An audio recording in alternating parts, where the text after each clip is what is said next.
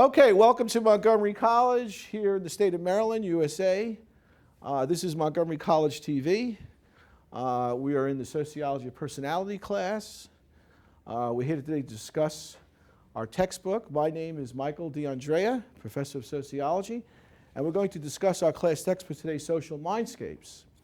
What I want to do is sort of introduce this text, and then the students here are going to discuss the contents of each chapter. And so what the author does is he tries to make a case. It's an invitation to cognitive sociology. He says, you know, when we think about thinking, we tend to think the popular notion is the individual thinker. You know, someone who's at a chessboard analyzing his opponent's or her opponent's last move and trying to figure out what to do. Or a scientist sitting at his or her desk starting an experiment or in a laboratory. Or a student working on a math problem. While that's the popular notion, modern science rejects this idiosyncratic view of science. So they've gone the other way. They've gone from empiricism, i.e. experience, personal experience, to rationalism. So with the rise of cognitive science, there's movement away from individual cognition to universal cognition. Things that are logically inevitable, things that all humans do. So for example, if we look at the societies around the world, every society has a culture, every society has a family, every society has a way of burying the dead, marriage ceremonies, but we all do it differently. Even the structure of the family is different. So what the author's saying, Evita Zerubbabel, is that there's a case to be made for what's suprapersonal, beyond the individual, but less than universal. He refers to them as thought communities. Now, where he got this information from, he didn't just come out of nowhere. He refers to Carl Mannheim in his textbook. At the beginning, there's a quote. If I may, I might just sit down here for a second and tell you the quote. Basically, what he's saying is that people don't think individually. To think of that would be absurd. They think in groups. And what we're doing is we're just thinking further what other people have already thought before us. So the mind, the sociology of the mind, he's trying to say is not just an individual or universal. Oftentimes, in terms of sociology, we have these groups that we belong to. He refers to them as thought communities. Mannheim, before him, back in 1936, wrote Ideology and Utopia. He said there were styles of thinking. So he took styles of thinking and sort of morphed it into thought communities. So what we look at, so for example, college is a thought community. Right? It shapes the way we think. In addition to that, you have subcultural differences within the thought community. So for example, this is a sociology class, which further breaks down the cognitive diversity, if you will. So it's more than personal, less than universal. But even in sociology, we have something called Sociology of Personality, which is this class, which is again a specific thought community. So that's the frame. He's setting up a framework. Paul Diamaggio at Princeton University said that what this book is, an invitation to cognitive sociology, is sort of like a primer, a field study. Now, the book was written in 1999, so the concepts are great, and the students in a minute are going to talk about the chapters, things like social optics and social consciousness, social gates of consciousness, social meaning, memories, etc., standard time. But when we look at it, we say, okay, so there are these different thought communities, and they have real meaning for us. So, for example, if you look at the way a detective might think with deductive reasoning, maybe Sherlock Holmes, versus an attorney, a lawyer, they're looking at the world from a different prism, and therefore they have a different thought community. Now, we have a lot of these different thought communities, so it's kind of interesting. Some of them are more powerful than others. I think a college student is pretty powerful because it does shape you, presumably, for 4 years or more. So that's what we're talking about. We're talking about 3 levels of analysis that has been neglected, the middle level. The individual psychology, the idiosyncratic views of the personal. Rodin, the statue, is probably the best image we have in Western civilization of the individual thinker. By the way, my notion of the individual thinker, when it first came about, there was a TV show that you probably don't know anything about called Dobie Gillis. And in there, he had the individual thinker. That was my first exposure to Rodin. I think I was 7 years old. But it's beyond that, and it's not universal. It's something in between, a sociology of mind, the social groups that we belong to. In addition to Carl Mannheim, he's also influenced by Erving Goffman, who went to the same school that Evita Zerubbabel went to, University of Pennsylvania, where I did my graduate studies. So there's a link there. So Goffman influenced him by writing a book called Frame Analysis, where you frame things out, and then within that frame, we act in certain ways. So the idea is there's three levels of cognition. There's the individual, the human, which is universal, and then there's the cognitive sociological, which means the social groups they belong to. So having said all that, what I'd like to do is kind of turn it over to the students, and we're going to start with social optics, and if you want, you can say your name, and they're ready to give a role performance in the immortal words of Erving Goffman. Who's first for social optics? Stephen. Hi, my name is Stephen. Social optics covers how a particular society perceives the world around them, and which could either be similar or different from any other culture or society, but it can also be different within the same culture. One important concept the chapter covers is sociology of perception, which is how people perceive things that are often influenced by the way they are perceived by others around them. One such example is the use of a thumbs-up gesture in different societies. Americans tend to use a thumbs-up gesture as a positive sign of a positive sign such as approval, but that isn't the case in the Middle East, as thumbs-up sign could mean a vulgar statement.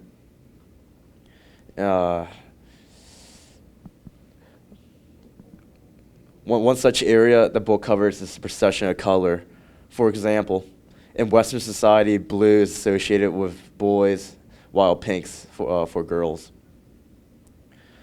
There are various colors that have different meanings in different cultures, such as red. In the Middle East or China, red is usually associated with good luck or celebrations, while in the West, it has a more aggressive vibe, such as excitement, danger, or stop.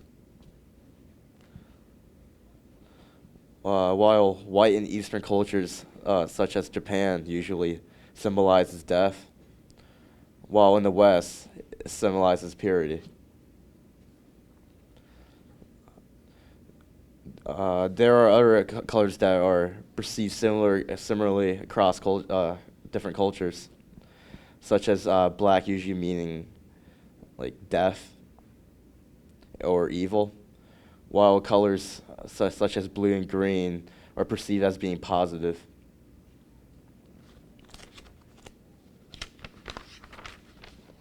Throughout history, color had a powerful impact on nationalism, such as that of the Cold War. If you look back in history, Americans viewed the combination of red, blue, and white as the symbol of freedom, democracy, and the red and yellow of the Soviets as communism and oppression, while it was the complete opposite for other side. Pretty good. While you were saying about the white and the black, it made me think of a wedding. You know, you see a wedding, there's usually a white limo, and a funeral, a black limo. So that conjured up that image in me. Very good. Thank you, Stephen. And who's next, Carrick? Sean? There's a mic. Oh, it's over here? Okay. We'll pass the microphone. Vivian, here you are. Okay. Hi, my name is Vivian, and I'm going to be discussing thought communities, which is a section of the, social optics.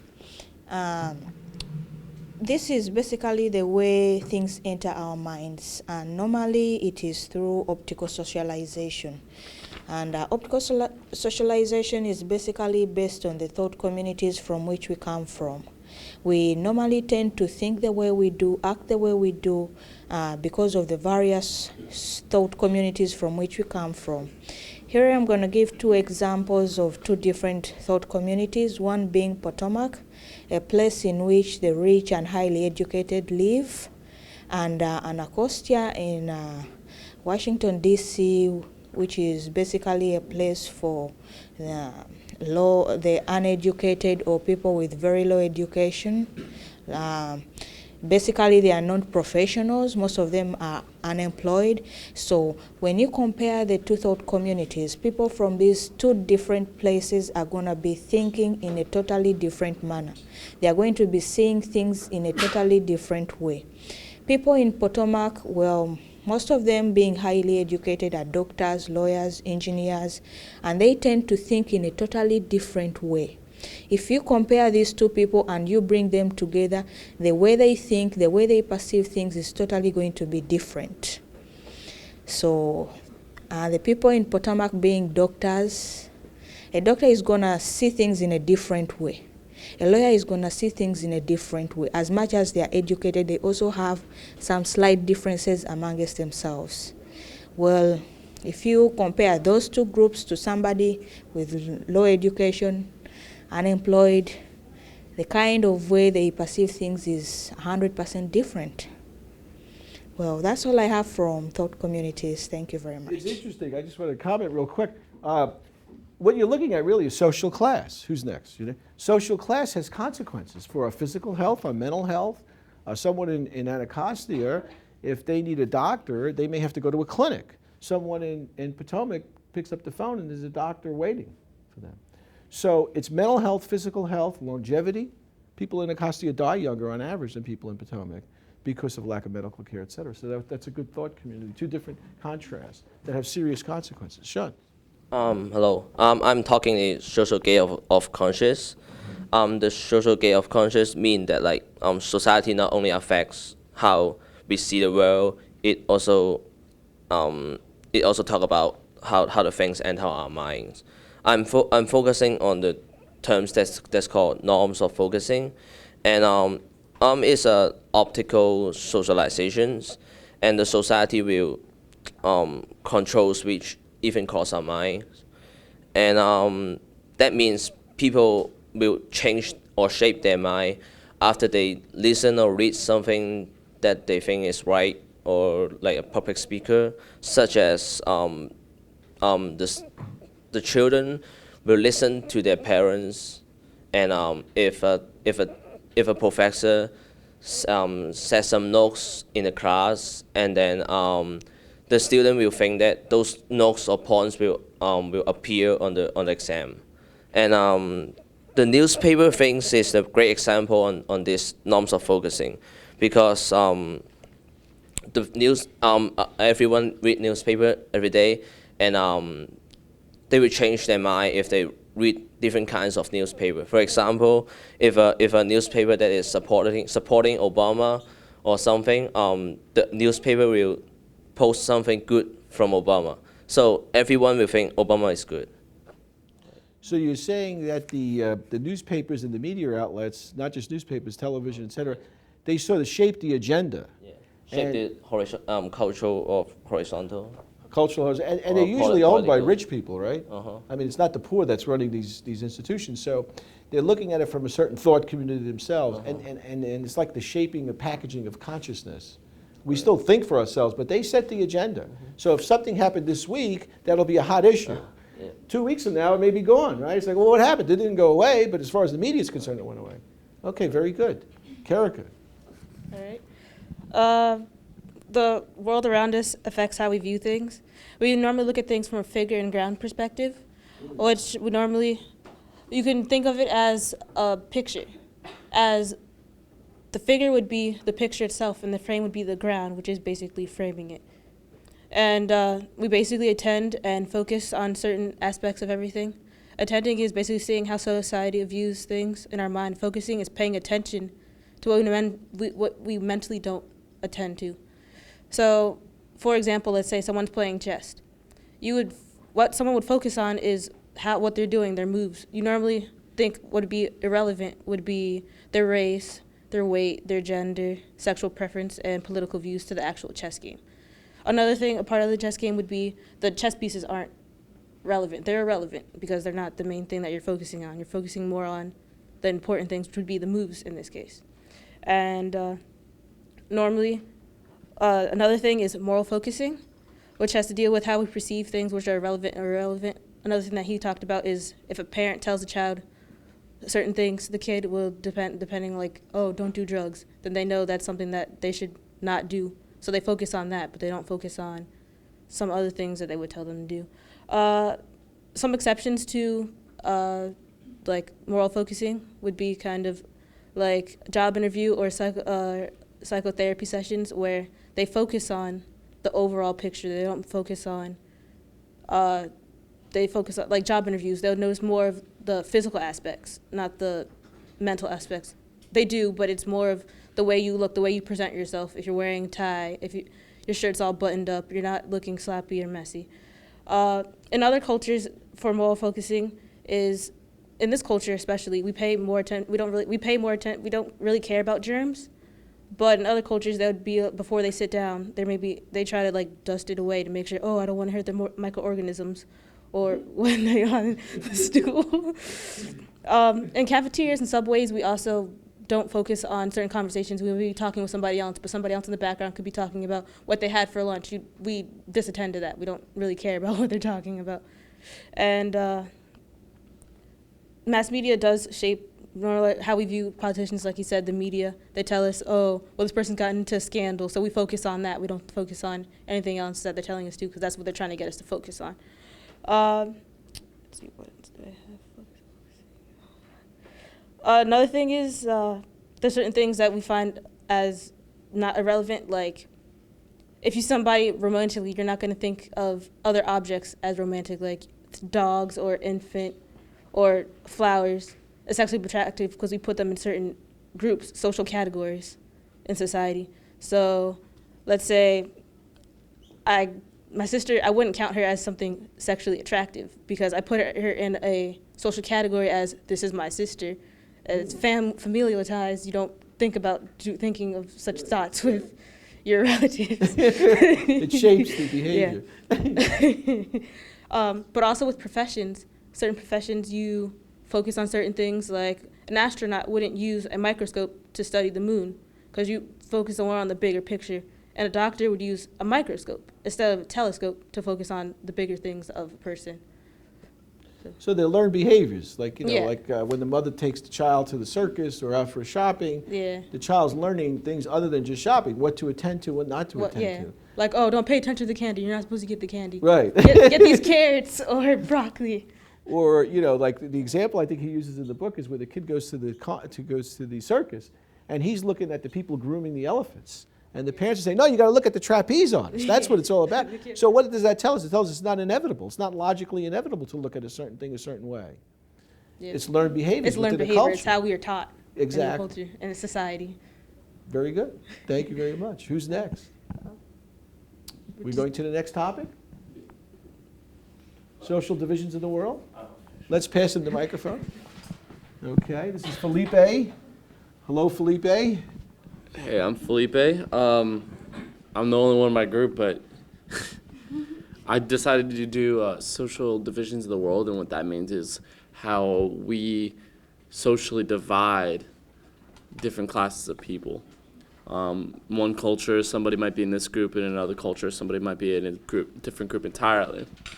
A personal example would be I'm Brazilian, and in Brazil, I'd be considered Caucasian and white, and in the U.S. here, I'm considered Hispanic and Latino just because English is not my first language. And that's really interesting because even though you probably guess I'm white, like all my applications, all my health stuff, I don't put white down just because I'm not. I'm Hispanic or Latino or whatever's on the paper. Other divisions of the world could be how we see different groups, like maybe a foreigner wouldn't see a group of jocks walking down the street as a group of jocks. They'll just see big guys walking down the street wearing matching clothes. Maybe people that don't know won't see like people who are trendy or hippies or something like that just because they're not exposed to it and they don't know how to identify that as a group. I mean, that's about it. I'm just curious. You mentioned something about race, how you're considered white in Brazil, but here it's different because we treat it differently. But the reality is, to me, you appear white. But so it varies depending upon where you go. I mean, yeah, definitely. I mean, but the bigger thing would be also like here you don't have a certain brown race, and in Brazil you do. Like if you're mixed, you're considered mixed. You're not considered like here you have to choose between African American or white. And pretty much if you're at all dark skinned, you're gonna be African American, unlike there, where there's a certain race. There's black, there's brown, which is a demographic there, and then there's white. Interesting.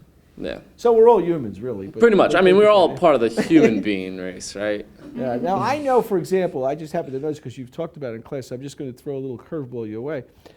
You happen to drive a Jeep, and you have so much knowledge about that other people wouldn't. That sort of places you in some type of subcultural group. Oh, definitely. Could you go with that just for a minute? Definitely. Like, for example, like me and my friends, we drive really big trucks. Like, not because, like, maybe that's just because we like it, but when we all like chose a car we'd buy, like our first car, I just got lucky enough to get a really good deal on a Jeep, which are normally expensive cars. I mean, of course, it takes a little bit of work, but like all that work pretty much puts me in the sub-society group of like off-roading vehicles and stuff like that. And like, for example, all the people who drive other Jeeps, you wave at each other. You probably not know this, but it's like motorcycle gangs or like anybody who drives a motorcycle in general, they just wave at other motorcycles. Same thing with Jeeps. You'll be driving down in my car, and all of a sudden you'll see like random people waving at you, and you think I know them, but not really. We're just acknowledging that they drive a Jeep and that we are similar. But you in do that have a sense. group of friends that have a Jeep. So you Oh, interact, definitely, so it is a definitely. group, And which we is- all like go on camping trips. We go off-roading together, and like for you, maybe you'd see like a really big truck. I would see 35-inch mud terrains. You know, like I'd see big locking differentials. I'll see rock sliders and stuff like that you probably wouldn't even notice. You probably wouldn't even care about the tire tread, and that's all I would look at. You know, like to me, to look at a big truck, I can tell if somebody's actually been off-roading or not just by their tire tread. You know, like there's a lot of show Jeeps and a lot of show trucks, which I think are pretty lame. You know, if you're gonna buy a truck like this, you gotta go beat it up and stuff. But some people just take care of it like it's a puppy, and you can tell the difference. And for many people, you wouldn't be able to. Interesting. So we learned something. There's a subcultural group called Jeep. I mean, people. Jeep fans, truckers. I don't know, depending on Good what for you are. you. Good for you. Okay, so let's move on. Where's the next group here? And we have people here that are now going to talk about the social meanings, which I have a feeling we're going to spend a little time on. Yes. It's who's first? Jesse, are you first? Sheila? So social meanings include using symbols as mental associations of two elements. The meanings associated with words are either natural or convention. Natural are universal and made as human beings. For example, fire, you would see smoke. That's anywhere you go, you would know that. Or fever with infection. But the more interesting ones are the conventional associations, which are made as social beings and are shaped by cultures or even within thought communities. For example, clothing used to be as a form of protection, but now it can change with style, and it can distinguish gender, ethnic groups, professions, or social environments. For example, females would wear stockings or skirts. Not many males would do that. So that's a way to distinguish. Or ethnic groups, for example, saris are in India, kilts or kimonos. Or profession, for example, like military wears camouflage. There's just different way to see things. And then another thing is like time, which is precious to everybody, but they spend their time differently. For example, here in the United States, it's a very fast-paced society, and so everything is on the go. We have to-go cups, you go to Starbucks, or we have drive-thrus. In Greece, their time is spent like, it's slow, it's their time to relax. So they're not speeding all over. They go and they sit for coffee for hours. They just take their time. Also in social meanings, there is one word which is the signifier and is regarded as representing or standing for the other, which is the signified. For example, a signifier would be stop, and for us that would be red, like our stop signs and whatnot. Another signified would be champagne. It's not used to quench your thirst, but it's used for celebration. Or even like a white dress, that would signify like a bride in most situations. And then we also have specific meanings with words, like if you think of a rabbit, you automatically think of the bushy white tail and the fur and stuff like that. Interesting. So really, a locus here is culture, in case we haven't mentioned that. But the interesting thing you pointed up in terms of social meanings and symbols, and it's in the book, and I think Kinsley mentioned this before, she said like a convertible sports car. You know, the functionality of it is a car, but it signifies like freedom and carefree attitude. So, but that's culture bound, so that's very interesting. Okay, so who's next in the group? Jesse? All right, I'm Jesse. So social meaning is the way that society has influence on how we look at certain objects, places, and events, and the meaning that we add to them. So for my example is that we hold like gold is more valuable than water, although water, really you need it way more than gold. You can't live without it. You wash your car with it, you wash your clothes with it. You survive off of it. You use it to cook. Gold is just a little something rare that people discovered, and every time our culture discovers something rare, they automatically throw it as a higher value. And or like in Iraq, a lot of times men will hold hands, and like when they're trying to show you to go somewhere, a lot of times they'll reach out for your hand, and you're like, no, what are you doing? And but they just want to show you where they want to take you to see what there is there. And so over here in the States, you would think that like they were like of a different sexual orientation, or people would look at it like a lot differently. But over there, it's like totally normal, totally common thing. And they're real big on like when they meet each other and like a long friend you haven't seen in a while, they'll like kiss each other.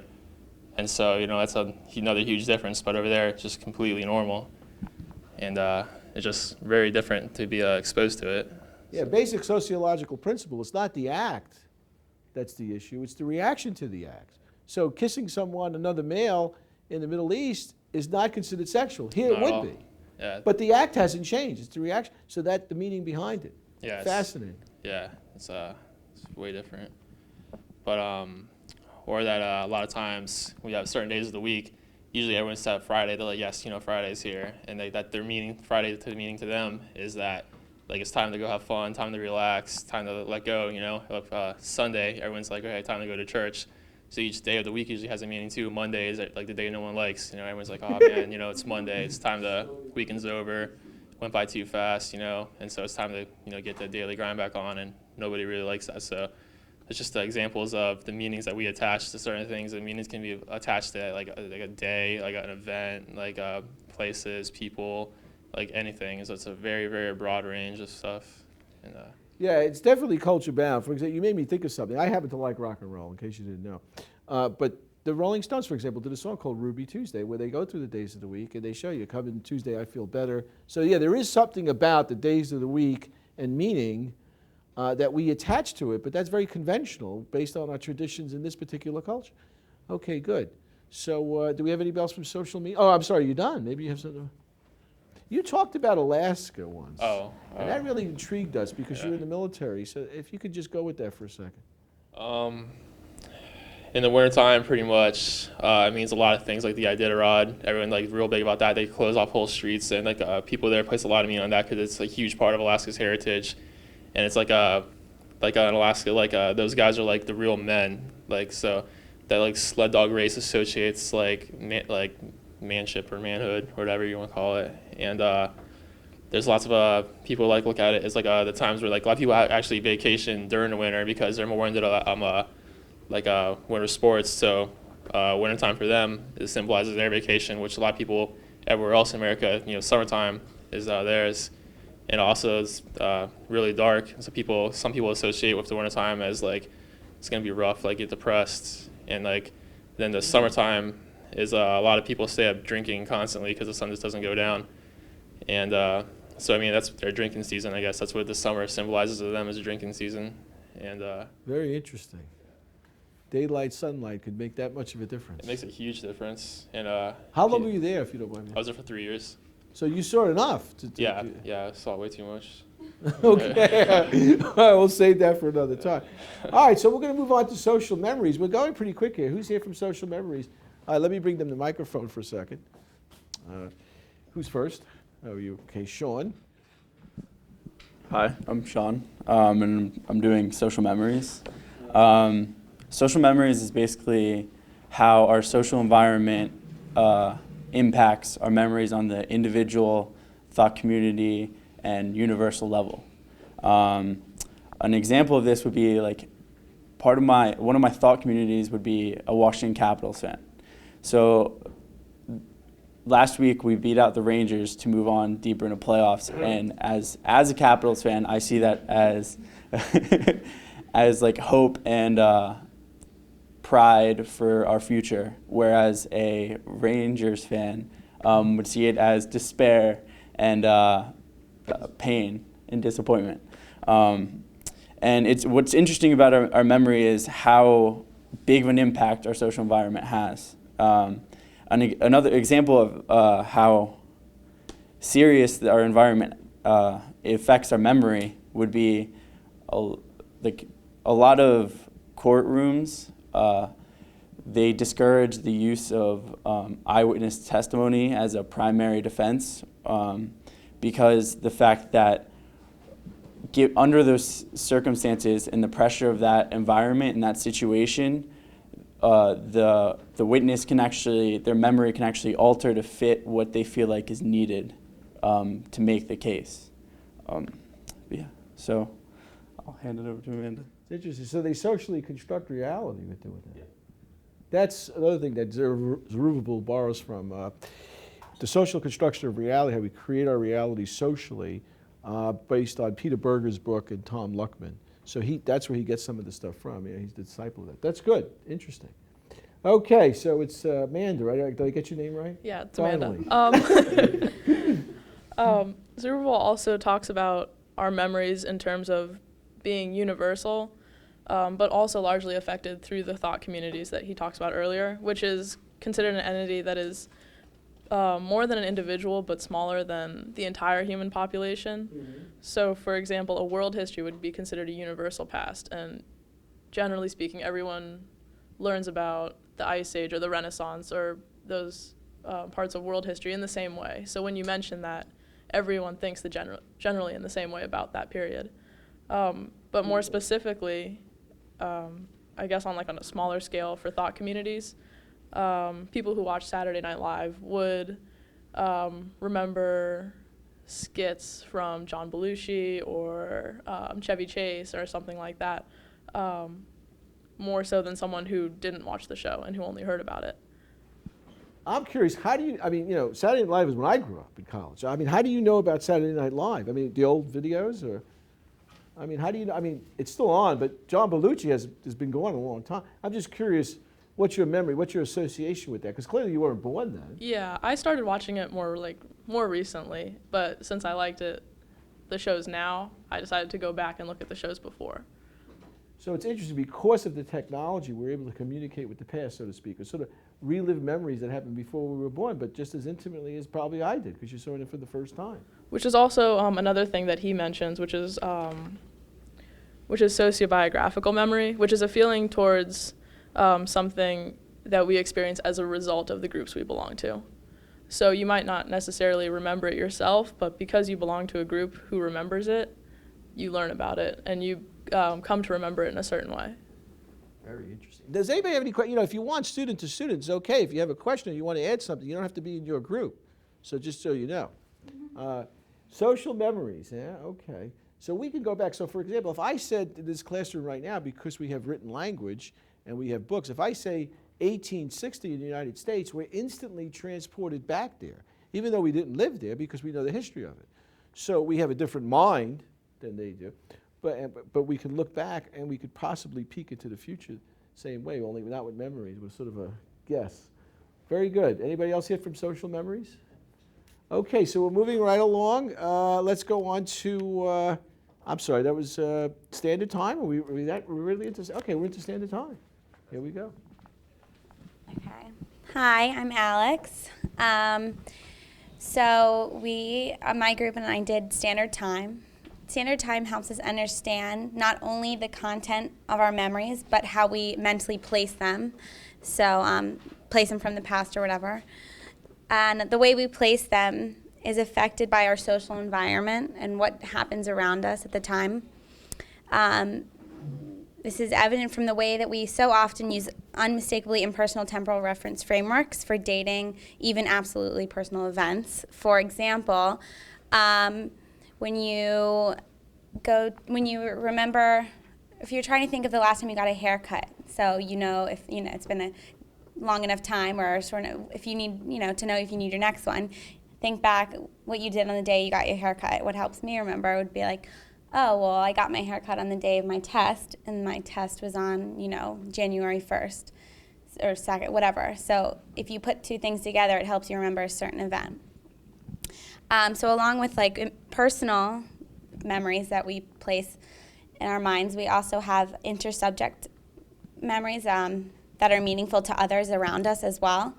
For a couple, for example, like a boyfriend and a girlfriend, if they're looking back at the beginning of the relationship and they want to think of the first time they went on a date, what might help them both remember was, well, a week later, we bought our first apartment. So, or like a month later, exactly a month later. So they both kind of have similar ways of remembering something that that was important to both of them. It also talks about standard chronological eras we use for dating past events. Usually these are like wars or, big tsunamis or something that are like a collective group remembers, a huge thing. This makes me, what was like, for my time, my era, I guess, what was big for me was September 11th. I know we all have our own memories for that, and we all think of September 11th differently, but it is a temporal milestone, a significant temporal milestone that we've all experienced. And so, what we did on September 11th was different, and how we remember it is all different. And there's also something simple like how we place future things, like sooner, later, or, someday. You think about it like something simple like taking a shower. Oh, in like 10 minutes, soon enough, I'm going to take my shower. Like you don't realize it. It's subconscious, but you always have a way of placing things that are either going to happen or that have happened in your past. And that's just what the beginning of the chapter explains. I'll pass it on. So let me ask you a couple of questions before we pass it on. Okay. Okay, so where were you at 9/11? You said everybody knows. Where were you? Yeah, I was, my parents were away, so I was staying with a friend's family, and that's why it was so significant to me. And I was still young. I didn't really fully comprehend what was happening. I just remember it being really hectic, and seeing my parents was a big deal. So when I left my friend's house, my parents finally came and picked me up. I remember being like, why is my dad and why is my mom giving me the biggest hug ever? Like, I saw her 2 days ago. Like, I didn't so when I think back of September 11th, I think of like how my family was so like appreciative of each other, and how like much more love we had for each other, and like how hectic school was, leaving school, and how everyone just like around me, it was just, it was a weird, like eerie day. I just want to comment for a minute too, since we have some time. Yeah. And I did, the other day I searched this out, and we discussed it in last class, and it's called Paying It Forward, which was based on a movie that we also saw in class about this kid that wants to do altruistic, goodwill things for other people in need. Well, after 9/11, this particular business person by the name of Jeff Parnas, his business partner died in the World Trade Center. Anyway, he was overwhelmed the next day on 9/12 by the generosity of people from all over America and all over the world in terms of the outpouring of help and relief. So New Yorkers, I'm also a New Yorker, New Yorkers really took them to the heart when they saw this outpouring. Usually people don't care about New York. They're rich, they're famous, leave them alone. But they really did. America really came to New York's rescue. And as a result of that, this film, Paying It Forward in 9/11, started a social movement. So this group that Jeff Parnas represents, it's called New York Says Thank You. What they do is they listen to the national weather chart. And anytime there's a crisis somewhere, which is happening right now with all these thunderstorms, they go to these communities and they will build a church back, a barn, and it's this altruistic altruism. He says the 9/12 of all the assistance and help was as powerful, maybe even more so than 9/11. The generosity. Okay, let's move on to the next person. I just wanted to get that in because it's true. It's like a social movement from a movie. All right, I'm Steven. I am also in the Standard Time group. One of the pillars of Standard Time it's actually a pillar of the intersubjective social world. And it's, being in sociology, you just love those terms. I do. Socio-temporal experiences also. Yes. As it says in the book, social life could not exist. Actually quotes, common life would become impossible. It's even prisoners of war, castaways, people who are away from society. They keep a schedule of the days, of the months, of the years that they've been out there. People can become socio-temporarily disoriented, and it's a common experience on vacations. where, you're relaxing, you're away from work, by the beach, but keeping in mind that you have to know still what time it is. You have to know what day it is to, say, go to dinner at a certain time, or even what's most important, when your plane ride is back. So you don't want to miss that, or at least some people do. Getting your first watch, it's a ritual through, growing up. I know especially men are the ones who get it, but, it's common with everybody. It's symbolic of growing up. You were saying earlier when you were at confirmation, you got your first watch. When I turned 18, I got my first watch, and I'm still wearing it. It's a little slow, but it still works. Along with the Gregorian calendar, it's just the 7-day week. It's part of a global time reckoning system. Also, there is, excuse me. It's all right, take your time. So you're saying the calendar, 7-day week, it's regulated, but it's sort of socially constructed. Right. Certain holidays that we pick versus other people that don't pick those holidays if they're in a different culture or society. It becomes real to us. It almost becomes one of the things, if I may interject here, I think one of the most important takeaways from this book, Social Mindscapes, an invitation to cognitive sociology. As we learn more about the cognitive differences that other people have in these thought communities, we begin to appreciate the fact that they're socially constructed and they're not inevitable, which sort of shies us away from the common tendency to be ethnocentric. Because we realize, oh, okay, they're doing it this way for this reason. So you begin to appreciate cognitive diversity. It doesn't have to, in other words, what we do is not logically inevitable. The fact that we wait on lines, let's say at a supermarket or a bank, and in northern, let's say Algeria, they could just rush ahead, whoever get there first, doesn't make our way particularly absolutely correct or theirs incorrect. It's just the way it's conventional in that sense. So the rush hour, the 8-hour work shift, the Monday to Friday 4-hour work week, that's socially constructed. It could have been 30 hours. Somebody decided it was going to be 40. Who knew? That also agrees with the last point I'm going to make is with the time zones. How, like Jesse said, over in Alaska, you think of a time zone as with how long the sun's out. And obviously in Alaska, compared to Maryland, the sun is actually different, the way it reflects on the world. So we count our time for so-and-so hours, whereas it's only, 4 hours sometimes? So it's pretty different. It's radically different. And with that, I'm going to pass it on. Kinsley, okay, you get the, this is the last student, right? Okay. Take your time. You have a lot to say, I'm sure. Yeah. I'm going to wrap up this chapter on standard time. So basically, what Alex was saying is that we mentally place our past experiments in our mind, and they're mostly strictly personal because it's the way you are placing it in your mind. Mm-hmm. The importance of it is also how you place it in your mind. But it also allows you to interrelate with other people who have shared similar experiences, which I think can kind of relate to, I guess you guys did memories, right?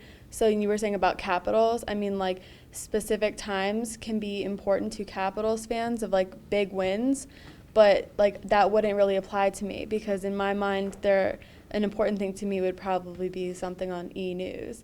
But well, for those of us who don't know, what is relate. E! News, by the way? I don't even know what that is. What's E! News? It's like entertainment. Oh, entertainment. Like gossip stuff. Okay. But okay. like for so like that would be something me and Alex could like have a right? interpersonal relationship. Is there a gender issue there? Boys. Yeah. Yeah, Okay. I think it could also relate to gender. Well, we'll go with that a little bit. Why is that the case? It can relate to a lot of things. All of these chapters, I think.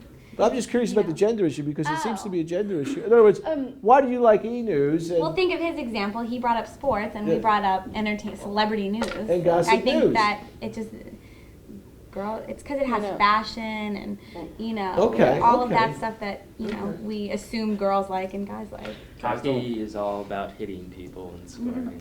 Mostly hitting. So I don't know. It's also about just like sports in general. Like, I don't know. Probably girls won't remember specific plays in the Super Bowl, but they'll remember some funny commercials. Like, I remember the Super Bowl because I'm a Steelers fan, but like, they will never remember how Ben Roethlisberger had 3 interceptions and ruined the game for us. But that's just, I think, part of guys being guys and girls being girls. They just don't think the same way, I guess. They don't find the same things appealing. I don't know, like big hockey hits, big hockey games. And it definitely. influences how we remember certain things. And influence directly what we watch on TV. Sure, like the only really sports I follow is baseball, as you know. And George Herbert Mead, American philosopher, who's one of the founders of symbolic interactionism, which this is an outgrowth of cognitive sociology. He talked about team sports, and team sports, he said, and this is a nod to you all, is more complex. It's a higher level of learning because let's say you take baseball, you take a second baseman. That person has to know at second base, whether it be softball, co-ed, or professional, whatever, that they have a role to play depending upon the situation. But not only do they have to know their own role, which is their particular subcultural thought position, but they have to know what everybody else is going to do depending upon the situation. So George Herbert Mead referred to this as the I and the me. So for example, if a ball's hit to the second baseman, he has to defend it. How he defends it is based on his own sense of creativity and self-awareness. So he may have to dive for it or decide whether I dive for it or not do it, or backhand it or whatever. But no catch is ever the same. But in addition, he has to know what everybody else is going to do. So it gets more complex. Oh, go ahead, time. Okay, so off of that, the ideas of time are ever changing. Time is the ideas of calendars, how we keep time. I mean, now I think with my generation, I have a watch, but I don't necessarily look at my watch first to tell time. I look at my cell phone. So, I mean, the ideas of time are changing, and I think generationally it might be a little bit differently. And I'll start with my generation. I think that if this is from my point of view, I don't think we necessarily value time as much as we probably should, which creates a sense of time deprivation when deadlines occur. I mean, this is my Thursday class, and I'll probably wait until a Monday night to start doing work. And that's just how I plan my time. But I think people like my mom and dad, their idea of time is different. Their idea of time is like, watching their children grow up and, going to work and supporting their family. And then we have ones that are considered, I guess, social deviants, which don't think of time that much. And that could be people on vacation. When you're on vacation, you want to block out time. You want to live up vacation as much as you can. And then we have retirement and people who are retired or unemployed. And their idea of time, I think, is much different, their relevance of time. Because if you're retired or you're very old, you might be thinking more about the end of time, how much time you have left. And an unemployed person might be thinking about, how much longer do I have to be unemployed, or, will I be able to survive much longer? So also based on different types of work, I think, for example, in the book they say stockbrokers and TV reporters have to kind of be in sync with people in the same profession all over the world. And that relates to us, especially with tomorrow being the royal wedding. I guess it's tomorrow. But yes, every news person is there. And they're all going to report the same thing all day, all weekend, but they're all there. I mean, is it Prince William? Is that? Yeah. Just checking. It's interesting. Let me just interject for that. Yeah. I think this is the first time. Correct me if I'm wrong. You might know about this. She's with not news. part of the family. She's not. She's a commoner, right? Yeah. She's just So nobody. so this nobility thing has broken. Well, what about Diana Spencer? She was still. She had she had royalty. She was important. She taught him some manners, etc. At a higher She was level. She brought something to the table. But this one, I don't she's know what she brings to nothing. the Is table. William heir eventually? Yeah, he's gonna be king next after the queen. Oh no, prince. One prince is ahead of him. Nobody likes that. His His dad's dad. His dad's dad ahead might of be. him, right? Yeah. It's fascinating because you just probably saw the film. What was it? The king, the guy that stuttered, the king. I can't think of his name. The King's Speech, and that just came out. It's interesting where the media and realities are crossing. So standard time. Okay, so Well, also there was the thing about the social deviance. If you don't follow time, if it's known like. A homeless person or someone who might not be with it, like they're off the grid or something, they might not know like exactly what time it is or what day it is. Or care. Or they don't have a care about it. It's kind of like, what? Like, you don't, that's kind of, I think that chapter talked about like social deviance and how that could be looked at as like not normal. Yeah, but within that group, that's normal. Yeah, that's that could, that's a social division of the world almost. Their sense of time and place or whatever, that's their group. Yeah, I mean, this is an artificial construct, the clock, right? I mean, somebody. Like we're watching the time right now. Yeah, we're watching the time because we're always focused on time. They ask Americans, what would you do if you had more time? We'd work harder. We're always working. It's interesting. Okay, so. So then another couple points is the different time zones. And this goes back to the way you mentally place things being strictly personal, and we talked about this in class. Calling people who are in a different time zone. I mean, you said your son called you at like 3 o'clock in the morning. Yeah, he was in Japan. And you were like, come on, what are you thinking? But to him, I mean, he was probably just thinking personally, oh, I don't know, Dad's sleeping. I mean, no big deal. But and then also bringing this back to gender, men and women, I think, have different ideas of time. Getting ready, to me, I need like at least an hour because, I mean, I just go off track with things. I mean, I find things to do. But men, I mean, they can just throw on an old pair of jeans and a T-shirt. Why are you pointing at him? and be ready to go. Right, so, that's true. And then also I said teachers and students, I think there's like something there because, you prepare for class and, you try and get as much done as you can in this amount of time. But for us, we might be looking at our clock or our watches and be like, how much longer do we have to sit here? I can tell. Not you personally, but. When there's 5 minutes left to a class, I can usually tell. The students are making noise, they're starting to put the books away. There's all these nonverbal cues because you're thinking of your next class and where you got to go, et cetera, et cetera. So what else? You mentioned something the other day about having a good time and how it just flew by, and then other times it just seems like endless. I mean, what's that saying? Time flies when you're having fun. I mean, I think just depending on what you're doing, you don't have to like notice time as much. I know at work, I try and like block out the clock that's on like the screen so I don't have to constantly be looking at it for like a 9-hour shift. But one thing I wanted to make before that was in the book they talk about days. And this is also like across the country, to us, like New Year's Day is like really significant, but it's not significant to everybody because not everybody necessarily celebrates like that, type of, that day. And I'm going to use like the Persian New Year for example. Like I know people who, you'll be like Happy New Year, but to them it's really not like the New Year to them until March. So I mean, yeah, it's different. I experienced that when I was in Bangkok, Thailand. I was 18 years old, courtesy of the United States Navy, and it was their New Year's Day. And they're throwing water at everybody for 3 days. And I said, "What's with the water? I don't want to get wet. Get out of here." Yeah, but that's the way they do it. I just found it very bizarre. I mean, I went along with it because you had no other choice. But it is strange. Yeah, it's conventional. I found it bizarre because I'm used to New Year's Eve, the bells, the whistles, Auld Lang Syne, all that stuff.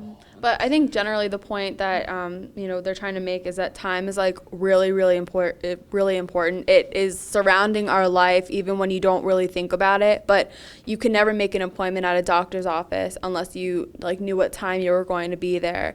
And school for classes you sign up based on time slots. Mm-hmm. I mean, your whole life is consumed by time. I mean, what time are you going to be here? Or, what time does the mall open? I mean, that's just our whole life. So, you kind of wonder if we don't really value it enough. It's true. Well, the author, he's written other books. He's written another book called The Clockwork Muse, where he gets into the socio-temporal experience. It's very deep. He's also written another book, which I'm looking at now, called The Elephant in the Room, Silence and Denial in Everyday Life. I'm sure there's everything in our families, every one of our families, that our family members do not talk about. Everybody knows it's there, but nobody wants to talk about it. It's like the elephant in the room.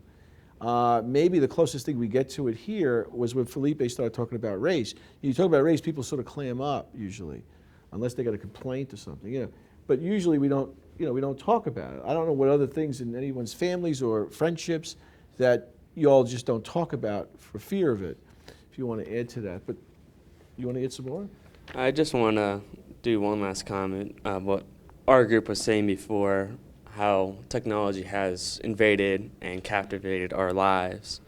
I was just making the point also that on vacations, now people are bringing their laptops. People are actually working on vacations. So what's the point of vacations if you keep working? It's just as you were in a cubicle or wherever you're working. You made me think. I'm glad you said that.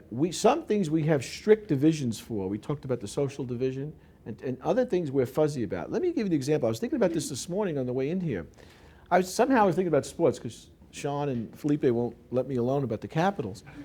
But, I was thinking about in sports, let's say you take, I don't know, basketball, baseball, football. You have in sports and in movies and every place else, you have the social integration of different ethnic groups and races, and it's no big deal, right? But outside of that frame, it becomes more of an issue because we make it so. So it's kind of like, it's a fuzzy division outside of that frame. So in other words, if you're playing basketball, if you're in the Army or the military, nobody cares, right? I mean, race is not an issue, right? In the military, everybody works together, right? So it's not an issue. But in civilian society, there's more of these divisions. It's more of a hard division, usually. Not every, but that's it. And I'm just wondering why that's the case. We could watch people play together in sports, this and that, of all different ethnic groups, and nobody makes a big deal about it. And we also separate men and women, right? I don't think there's any women playing football, right? Are there? Maybe there are now. I haven't seen any, or hockey. Yesterday, when there's a defender for the Canadians, Subban, he's black. And I sort of feel for him because if you look at a hockey team, there's almost never a black guy on the professional hockey team. And this kid's really good. He's a rookie. He's 21 years old. But I've seen, highlights of him. He gets his ass kicked every single day. He gets cross-checked when the refs aren't looking. So they're tougher on him? Man, they beat him up every single time he gets on the ice. And yesterday, he was in Boston, and I don't know if it's a hostile place, but he was getting booed at whenever he touched the puck. And, he was almost embracing it, though. But, I feel like in some sports, there still are some sort of a race division in it. Well, hockey, yeah, it's primarily white. So hockey, but I'm sure other sports, I don't know, curling or something. I don't know, some other water polo or polo even. I'm sure there's not that many. Lacrosse even. Although Jim Brown was black and he's one of the all-time greats. But is that right? I don't know. That's beside the point. But still, it's still kind of weird how some of these sports are dominated by a certain race, and not many other people can even become thinking about becoming a professional for it. It's interesting. It's not a function of race. It's a function of opportunities, what's around you. So, for example, if you grew up in, let's say, I grew up in Brooklyn, New York, in a working class community, we didn't have hockey rings around, We didn't have lacrosse around. We had a playground. We had maybe a baseball, football, basketball. That was it. We didn't have tennis, These nice communities. So a lot of it has to do with opportunities. In social class, et cetera, et cetera. So as people change social class, I think you're going to see more merging in everything, and hopefully that's what will happen. But it's just interesting how in these divisions, for example, you wouldn't see a woman playing Major League Baseball. You see her playing other Major League Softball. And we accept that, but we do not accept that in the social world outside of that. So it's just an interesting take on my part. I have never heard anybody talk about this before, so I'm bringing it up because it's just obvious to me. Okay, so we're getting ready to wrap up. What we talked about today was our textbook, An Invitation to Cognitive Sociology. The author looks at it from a social perspective, primarily of perceiving, attending, classifying, assigning meaning, remembering, and reckoning time. So that's what we talked about today. And I think this was an interesting conversation. Your thought communities right now are college students, I'm sure. I'm sure you're thinking about other thought communities right now. Okay, well, thank you very much. We'll see you later.